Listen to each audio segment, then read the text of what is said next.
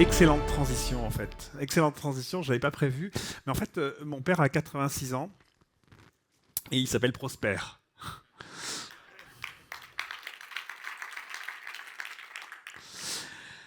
Bon, c'est pas à vous que je vais l'apprendre. Vous êtes, pour une bonne partie d'entre vous, des financiers.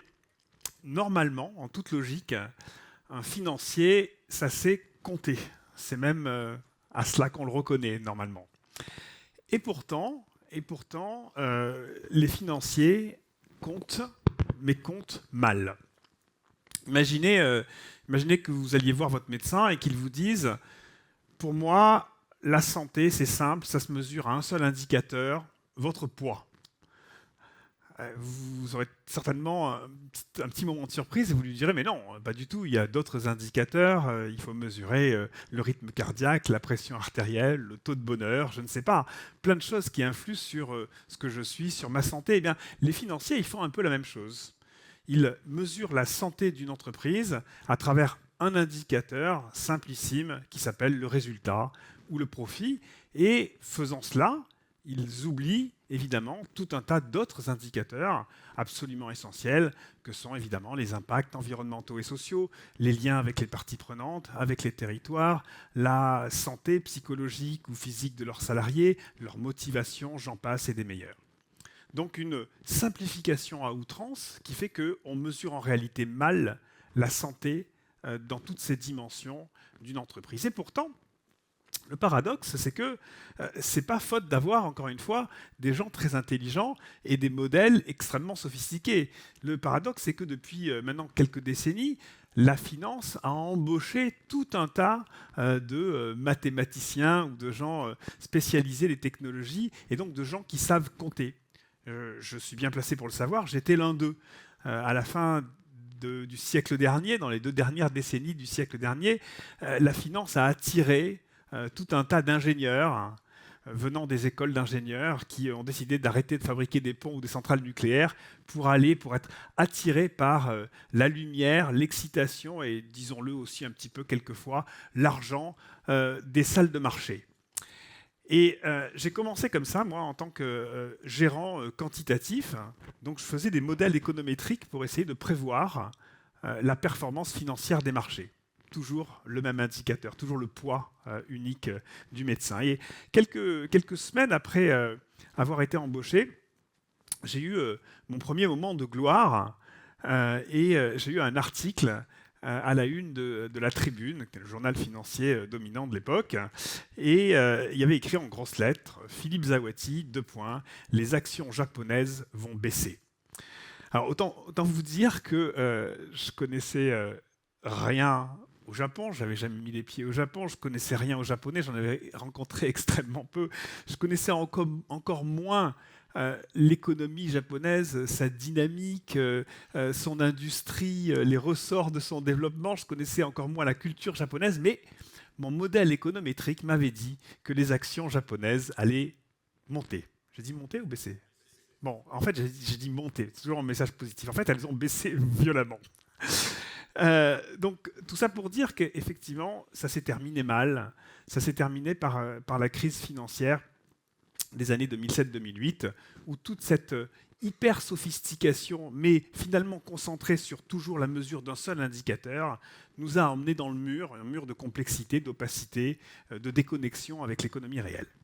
Alors on arrive à la phase 2. La phase 2, c'est que les financiers se disent, bah oui, on va quand même finalement essayer de mesurer d'autres choses. On va mesurer, et on va commencer par le carbone d'ailleurs. On va commencer par mesurer ça.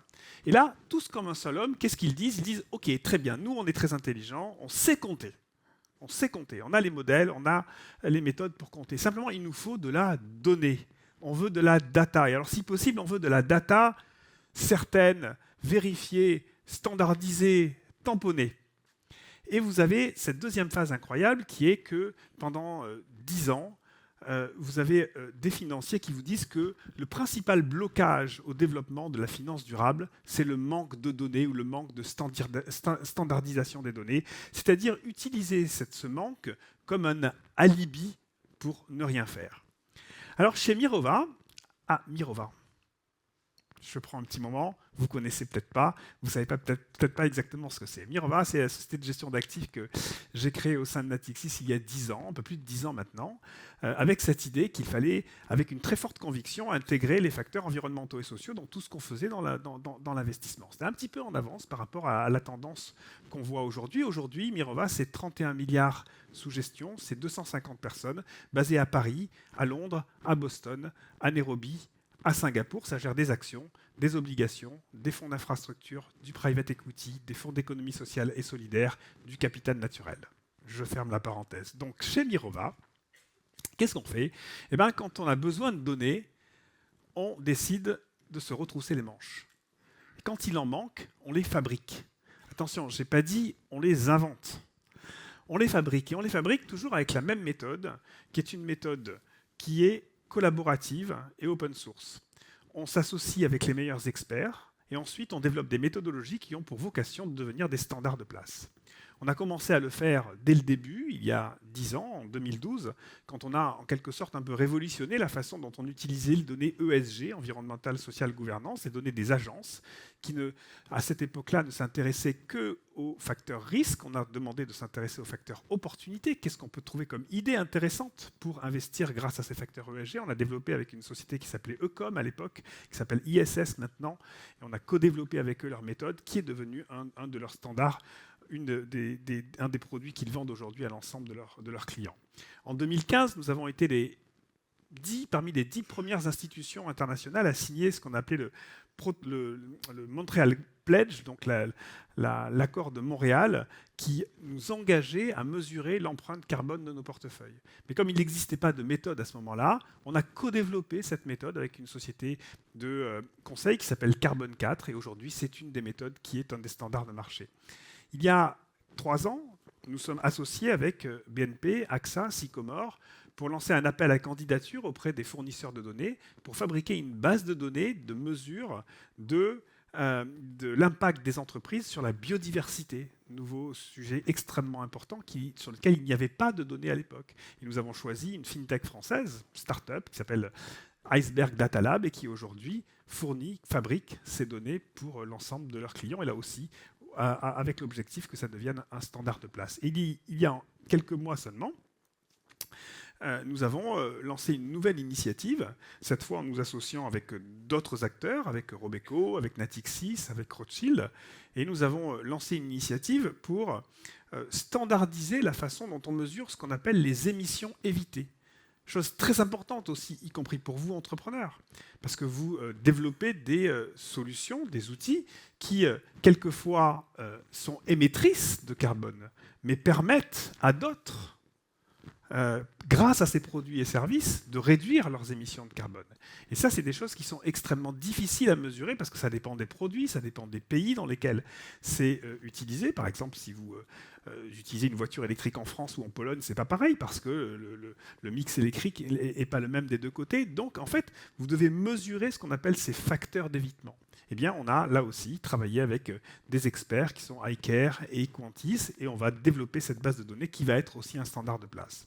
Donc, vous voyez à chaque fois cette idée de apprendre progressivement à compter mieux.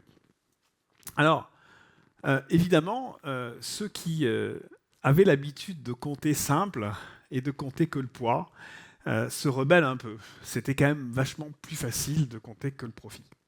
Et donc, cette finance durable, cette finance complexe, cette finance qui accepte la complexité de l'entreprise et la diversité de ses facteurs de santé, en quelque sorte, eh bien, elle est extrêmement attaquée aujourd'hui, extrêmement violemment même attaquée, et donc sous le feu d'un certain nombre de critiques.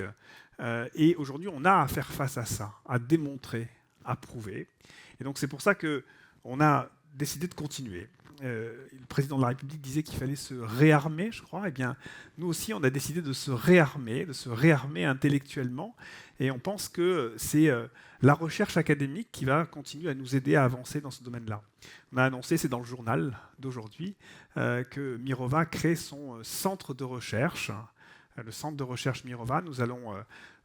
Il est important pour nous aussi de réinvestir nos profits dans les communs, et donc c'est une façon de le faire. On le fait avec de la philanthropie, on le fait aussi à travers ce centre de recherche. On investit presque 1 million d'euros par an pour ce centre de recherche, en embauchant des chercheurs, en faisant des partenariats stratégiques avec des universités. En l'occurrence, nous avons annoncé 2 partenariats très importants, l'un avec NSAE Polytechnique, l'autre avec Columbia, pour, là encore, avancer encore d'un cran, mesurer, compter mieux, apprendre aux financiers à compter mieux. Merci beaucoup.